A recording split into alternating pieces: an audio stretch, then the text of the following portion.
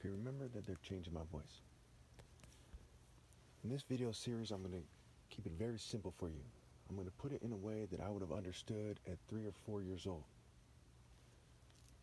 I have a college degree, I'm the son of 2 doctors, one who is a brain surgeon, and I have a top martial arts challenge since December 20th, 2013.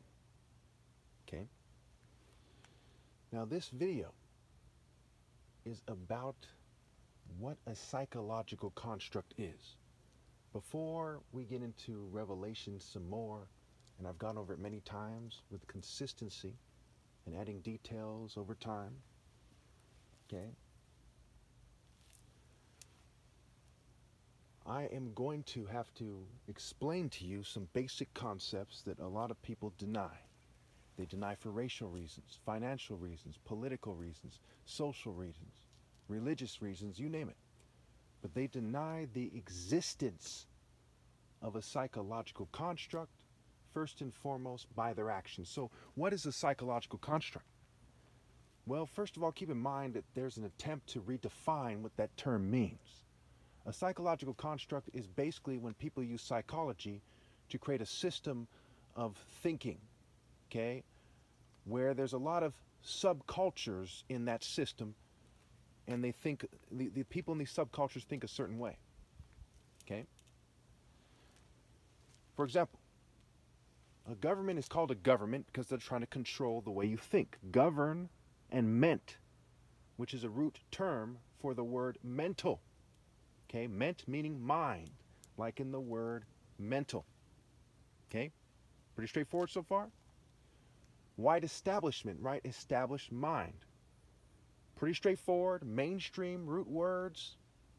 I'm sure that nobody's crying conspiracy theorist. Now let's explore some historical psychological constructs to establish that these ideas don't show universal worth. They don't show who's better than who. It's merely psychology. It's like playing a game of Barbies where you assign people certain positions and you assign certain artificial and fake scales to people. Okay? And then you say, hey, that person's above you because he looks more like Ken, or because he's the master at playing Barbies. Okay? That means nothing. So let's look at Nazi Germany, right? Blonde and blue-eyed, Northern European. That was the scale. How good you were at science was a part of it. They had certain sports activities and military activities.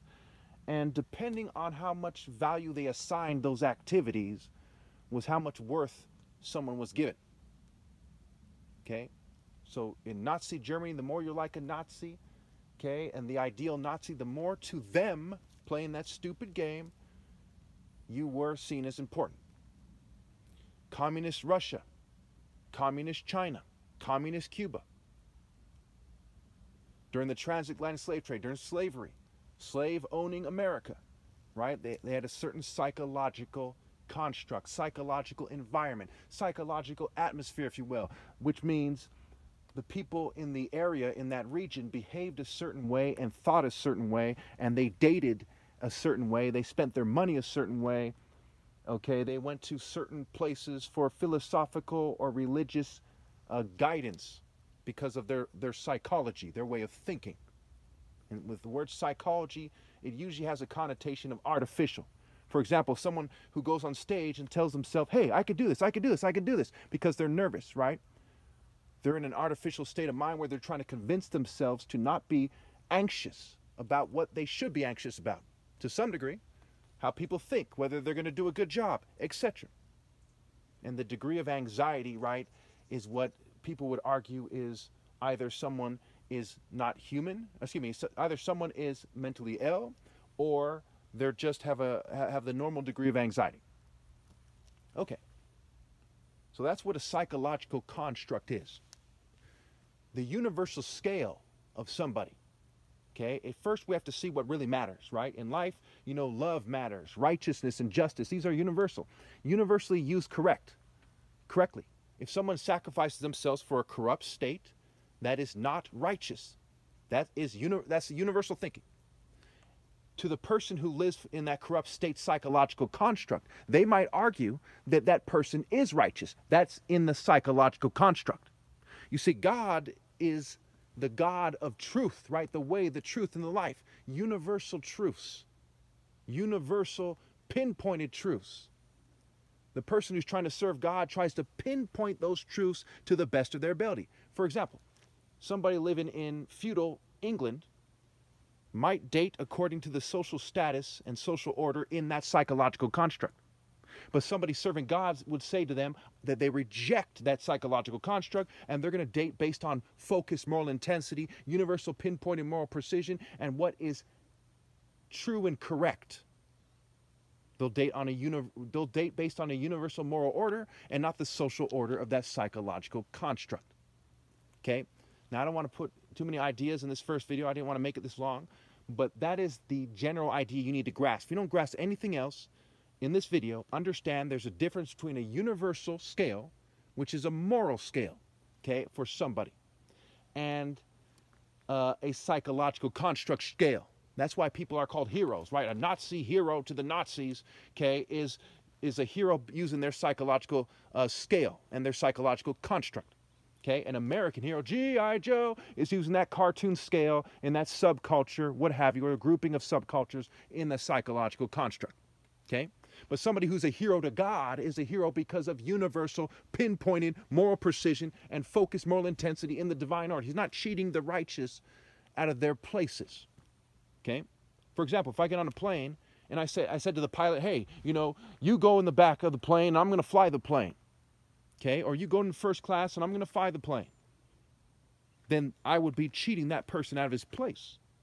You see what I'm saying? In that psychological construct. In reality, okay, you know, if somebody says to me, hey, you know, I'm going to cheat you out of your right to lead, and I'm going to pray to God myself, and I'm going to act like I'm going to say I don't need any quote-unquote intermediaries, and I'm going to use the Catholic Church as a straw man because they argue that you need saints or whatever as the story goes, whether they do or not. As the story goes, they argue you need an intermediary, okay, between God and you because you're not holy enough, okay? The fact of the matter is, you can't cheat me out of my right to lead. A house divided cannot stand and still be righteous. That is an example of universal, okay, truth, as opposed to psychological construct truth. What the West has done, what the Jews are doing, what the LGBT community is doing, what the token minorities, what the thugs with no higher cause, what everyone else in the world is doing is they're judging people based on a psychological construct like a scared little kid.